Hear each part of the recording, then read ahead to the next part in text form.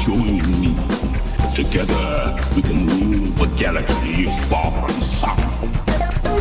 I am a Jedi, like my father before me. This is getting out of hand. Now there are two of them.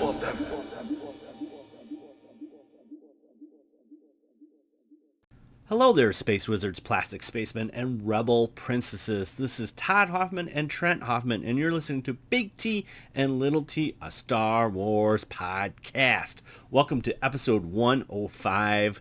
Today we're going to be talking about part 4 of Obi-Wan Kenobi, and wow, what a great episode. Unfortunately, today Trent couldn't join me, but he is here in Force Spirit, but we got a great show ahead of us.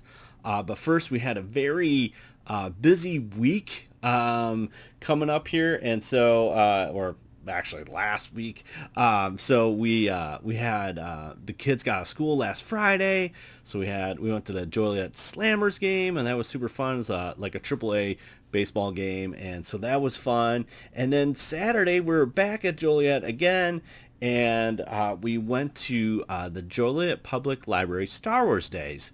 I think it was the 11th annual Star Wars Day, and basically what it is getting people and kids and all kinds of fun activities, but basically trying to get people to the library and read and check out books, and obviously a couple of Star Wars books there.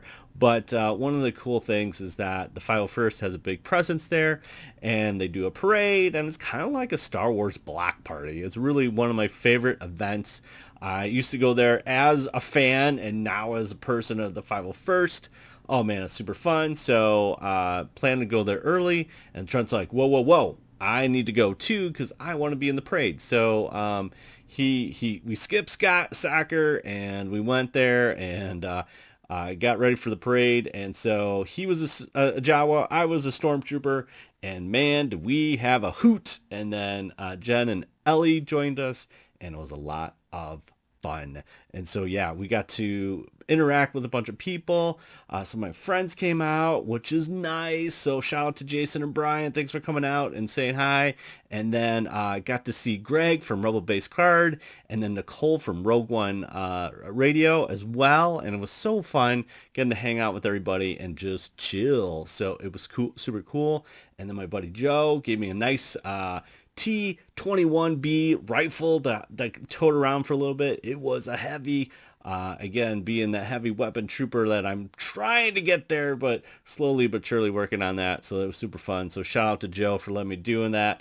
Let me handle the blaster, or the leaf blower, if you want to call it. That's what Rob from Jedi Temple called it. But yeah, it was super, super fun, and we just had a great time. So, and they, since that event, they have announced that it's going to be next year as well. So I believe it's June 3rd, 2023. Crazy. But yeah, super fun. So we had a great time. Trent and I just recently guest spotted on the Geeky Dads podcast, so definitely check them out. We had a great time with Raphael. It was super fun. And so that, I think he's going to be releasing that pretty soon. It's going to be his Father's Day episode. So definitely check out Geeky Dads wherever you find the podcasts. So yeah, that was super fun. And man, it's Jurassic World weekend. So Dominion comes out.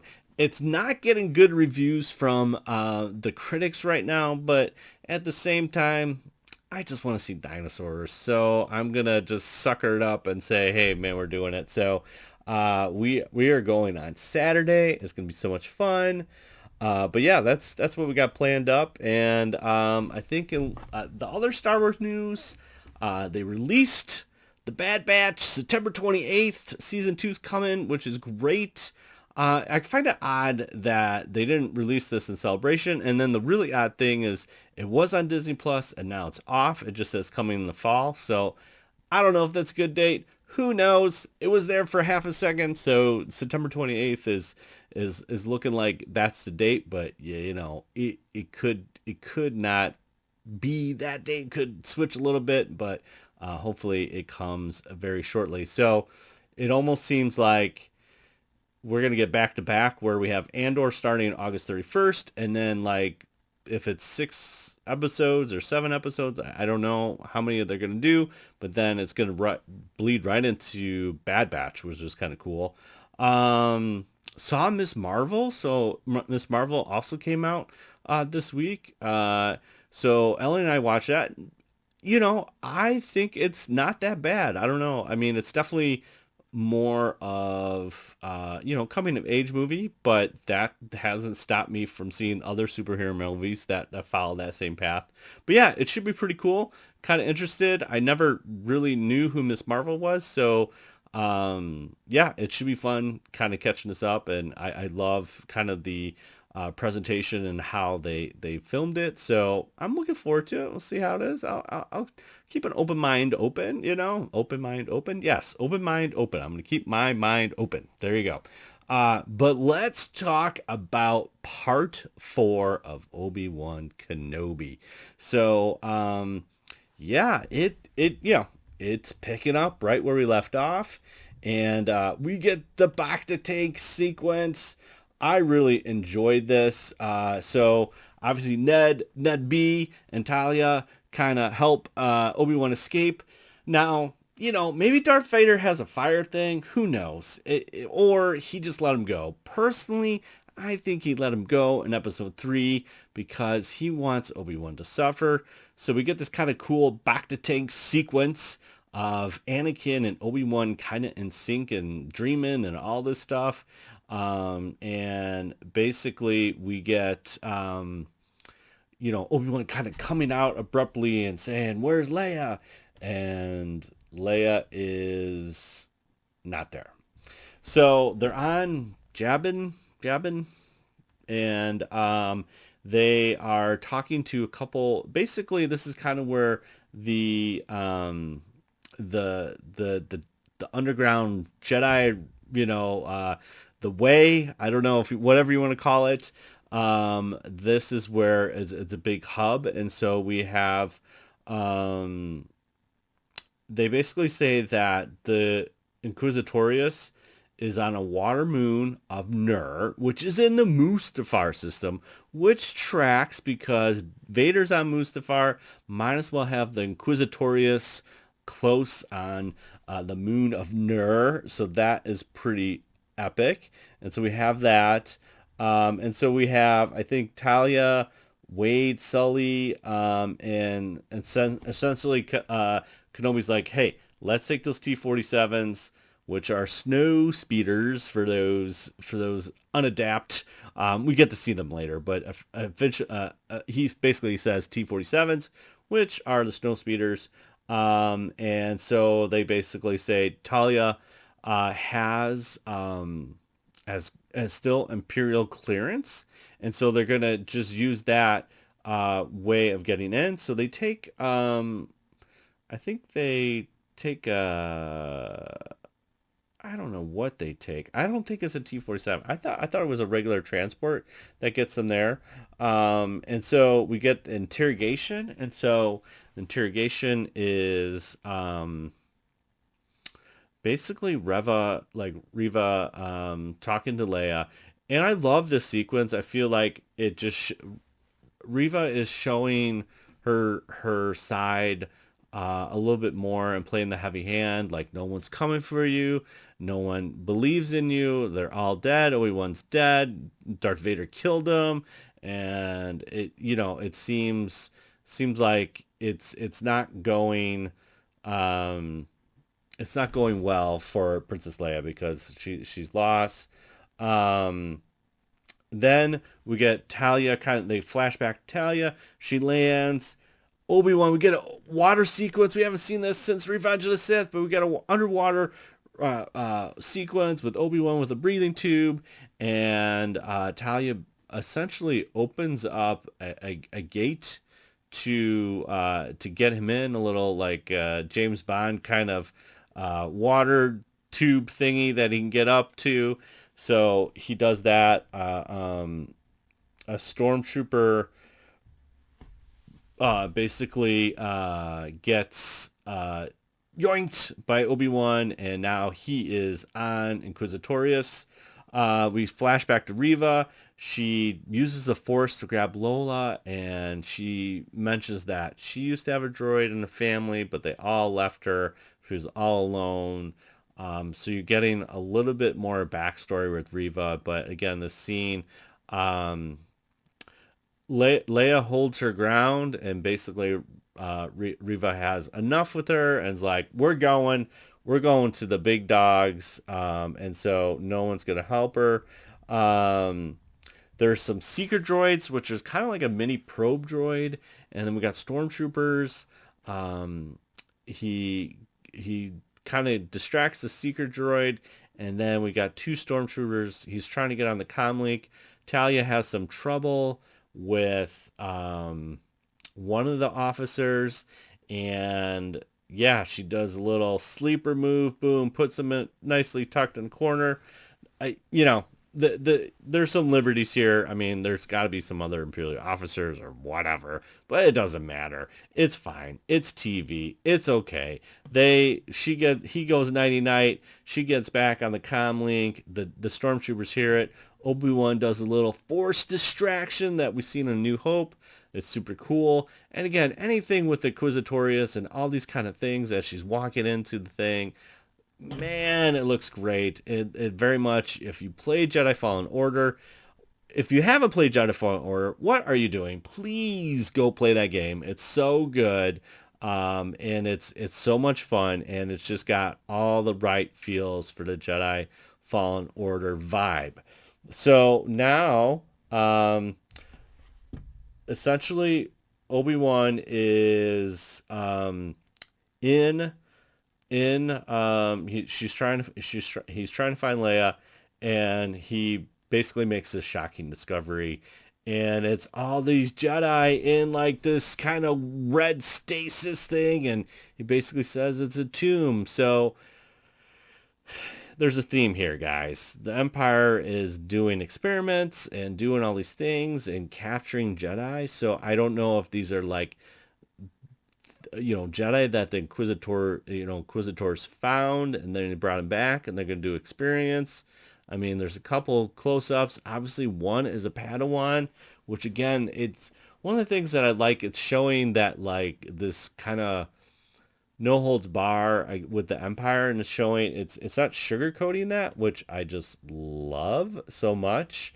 So now we get Reva putting Leia in a torture kind of rack that we've seen in Empire Strikes Back with Han Solo, a little bit with Rey in Force Awakens, and in Jedi Fallen Order. This is the same. I don't know if it's the same exact location, but we've seen this in Jedi Fallen Order in the game. Once again, you got to play it. But yeah, it is super, super cool. And we get a little Obi-Wan taking out the lights. We get him back in action, taking out some stormtroopers, bada bing, bada boom. And like, we gotta go.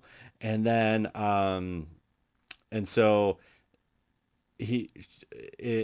Talia basically caused a distraction to pull Reva from the torture chamber, and she plays the story like, hey, I was a spy. I am a spy. I was deep undercover and trying to play it, and that's when the alarms go off and something's going on. What. And so now he's got a contingent of stormtroopers after him. Obi-Wan showing off his skills. It's coming back just like he had before, but he's still struggling. There's a lot of things that, again,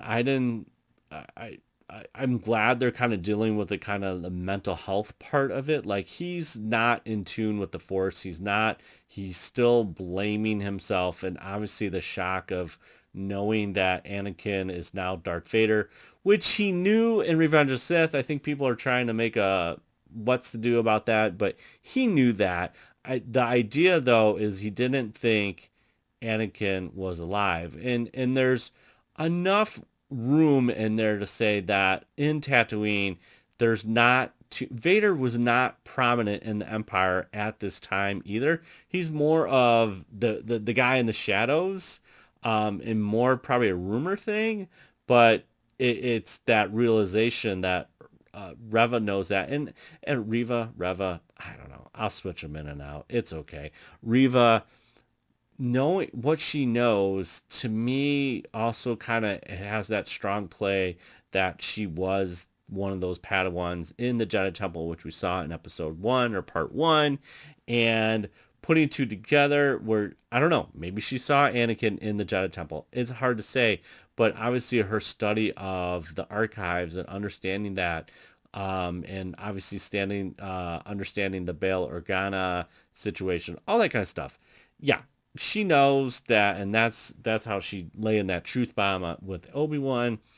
So getting back to the rescue attempt. So now we got the stormtroopers after. We get some purge troopers. Hello, purge troopers once again. Jedi Fallen Order.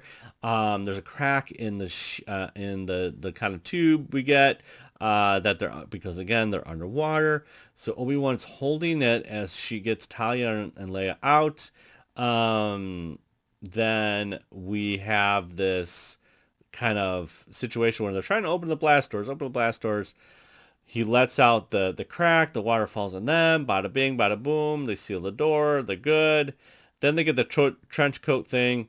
Again, a little far-fetched. I mean, it's kind of like, hey, don't see these other two legs underneath this ridiculous big trench coat, but they're trying to get them out of there. We got some T-47 action to come in and take out some stormtroopers when it was looking like they were in a very big pickle. But they escape. Of course, they don't show three people in the back of a T-47. It probably was a very tight space, but they don't show that, which I think, it's like, oh yeah, they just escape. I don't know. This is not a modified T-47, but whatevs. This is the only thing that threw me out of the whole show. They just looked a little rough, meaning like the compositing of the T-47s just looked a little rough. Other than that, I loved this show. I loved it. And so, anyways, Reva, whatever her name is, she throws a little thingy at the T-47, and one of the guys doesn't make it.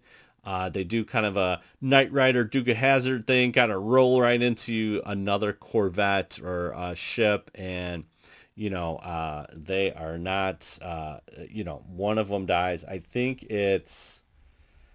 I want to say it's, what is that guy's name? Bro,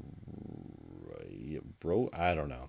I'm not even sure what that guy's name is. Sorry, dude, you lost, but sacrifice for the rebellion. Got Leia out safely. Probably my favorite. There's two favorite moments, and it really happens right at the end.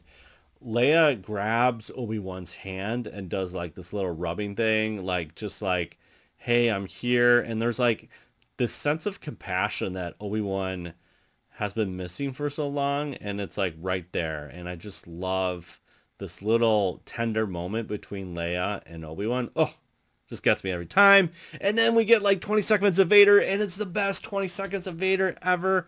He said last time, you can't fail me again. And this time he is about to choke out Reva, and it's like, oh. And James Earl Jones' voice is amazing. I think they're using robots. I'm pretty sure this is the technology. I just think it's a combination of maybe Hayden, James Earl Jones, and the whatever they call it, the voice technology, whatever they talk. I think it's a little because he sounds so good in this. It's just like perfect Darth Vader. It's like, it's just awesome. And he's about to choke her out, but then she's like, "Hey, I have a tracker." And you're like, wait a minute. I didn't see her throw no tracker on a T-47. No, it's Lola. Lola is like turned into this mini probe droid. It's like, no. So that's how it ends. And we got 2 episodes left. So basically we need more Emperor. We need more Luke. And we need Qui-Gon, man. So, yeah. That Qui-Gon for me is like I'm still holding strong on that. I feel like Obi-Wan's gonna lift his weight off and get out of the blame game and get out of that depression state and like get reconnected the Force to the cosmic force, which that is where Obi-Wan basically is. But yeah, we get the last shot is like the glowing red of the eye of Lola. It's like, no. So the only thing that they have to solve, or I mean, they don't have to solve anything, but at least for me is like, there's got to be a way where Vader thinks Obi-Wan is dead, because he would, as he's been relentlessly not only hunting the Jedi, but also this 10-year kind of vendetta about Obi-Wan, knowing that he's still alive and hasn't been found. There's got to be some kind of sacrifice that it looks like Obi-Wan dies. I don't know. It's got to be something where you have that separation, because there is so much, that I don't think it's changing any of the canon that we have, in the original trilogy. But it also is strengthening right now that it definitely brings new meaning to Obi-Wan, you're my only hope. It adds a little bit more weight to it, similar to like Rogue One and how that was a great accompaniment to A New Hope. I really think this is strengthening not only the prequels, but then just the original trilogy, which it's great. It's a bridge, it's bridging those kind of gaps, and it's super cool. So there you have it. Episode 4, whatever you want to call it. I really do think there's still a little bit more story to tell, so I think we are going to get a season 2 of this. I'm pretty sure that's already in the banks. So before we leave, we've been doing what's happening in Star Wars, and this week we're looking at 2005. Why is 2005 ring a bell? Because that is Revenge of the Sith, man, May 2005. I think it's May 19th, but we'll take a look here. Lots of cool stuff happening in this, but start in February 28th. Republic Commando releases on the PC and Xbox. Great game. Played this on the PC back in the day. Really, really good. We got the Clone Wars airing on Cartoon Network. This is the micro series. And then in April, we get the Lego Star Wars video game. Yes, that is released in April. And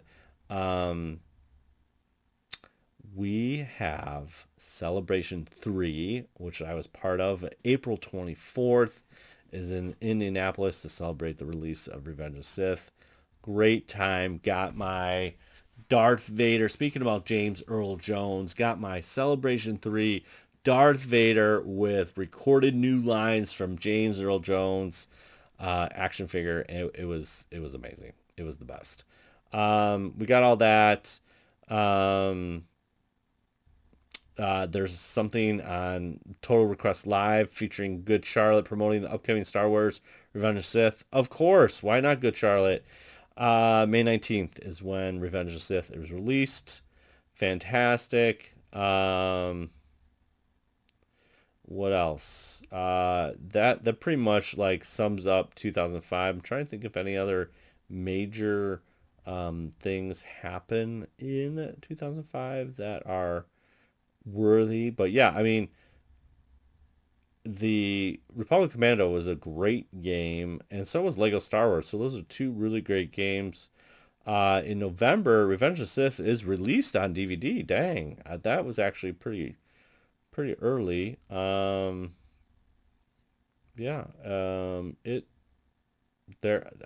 think that's pretty much all the things that happened in 2005. I mean, Celebration 3 was amazing. It's a great time. To turn back the clock and like go back and like make sure I hit all those panels that I should have hit, whatever. It's okay. I had a great time. All right. Well, okay, Space Wizards, Plastic Spacemen, and Rebel Princesses. Thanks again for listening to another episode of Big T and Little T, episode 105 in the books. You can find us on the socials, Big T, Little T on Instagram, BLILT podcast on the old Twitter, and then twitch.tv, Big T, Little T. We're playing Twitch. We just picked up FIFA, so we're playing a little FIFA, Madden, Rocket League, Lego Star Wars, all those kind of games. Check that out. We played a little Ultimate Food Madness or something that Ellie wanted to play, so we played that. So check us out there. Love to give us a follow there and just help support the podcast in a different way by playing some games and hanging out. We got stickers. And we want to give them to you. So, hey, if you comment, rate us on Apple Podcasts, rate us on Spotify, send us a screenshot, and we would love to get some reviews on Spotify. And then email us at bigtlittlepodcast@gmail.com.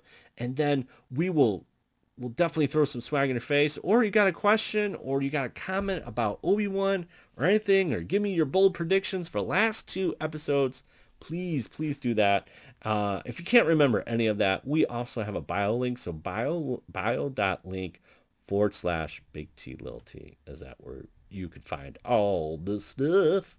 And next time we'll be breaking down episode 5, chapter 5 of Obi-Wan. What's going to happen? Are they going to go back to Alderaan? I don't know. This is going to be very, very interesting of how this is going to play out, but I'm super, super excited for this. As always, truly wonderful the mind of the child is, and may the force be with you always. Bye. We'll see you later. Bye.